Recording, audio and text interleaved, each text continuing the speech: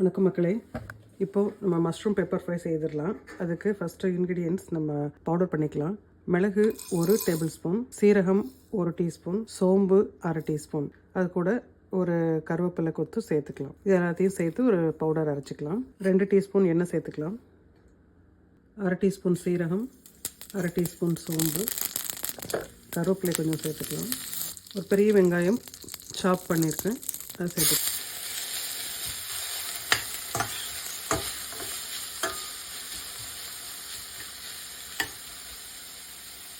ஒரு டீஸ்பூன் உப்பு சேர்த்துக்கலாம்.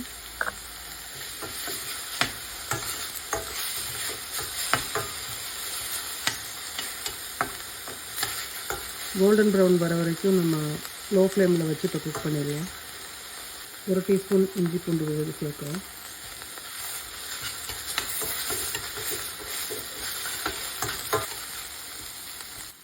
ரெண்டு பிஞ்ச் அளவுக்கு மஞ்சள் தூள் சேர்க்குறோம்.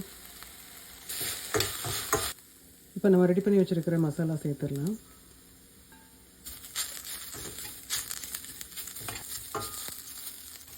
இப்போ கட் பண்ணி வச்சுருக்கிற மஷ்ரூம் சேர்த்துக்கலாம். நான் 1/4 கிலோ மஷ்ரூம் எடுத்து கட் பண்ணி வச்சுருக்கிறேன். நல்லா மிக்ஸ் பண்ணிடலாம்.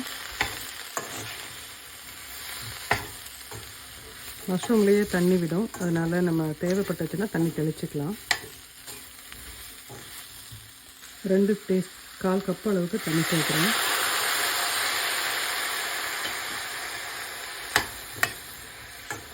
மசாலா நல்லா மஷ்ரூமில் நல்லா ஒட்டணும், அதனால் தண்ணி சேர்த்துட்டு இப்போ நல்லா மிக்ஸ் பண்ணிடலாம். 5 நிமிஷம் மூடி வச்சு குக் பண்ணிடலாம். குக் ஆகிடுச்சான்னு பார்த்துடலாம். நல்லா குக் ஆகிடுச்சு.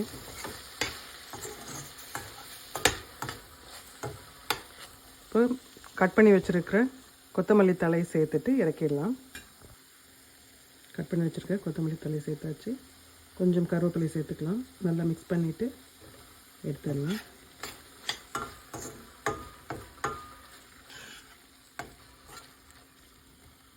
நல்ல காரசாரமான மஷ்ரூம் பெப்பர் ஃப்ரை நம்ம ரெடி பண்ணியிருக்கிறோம்.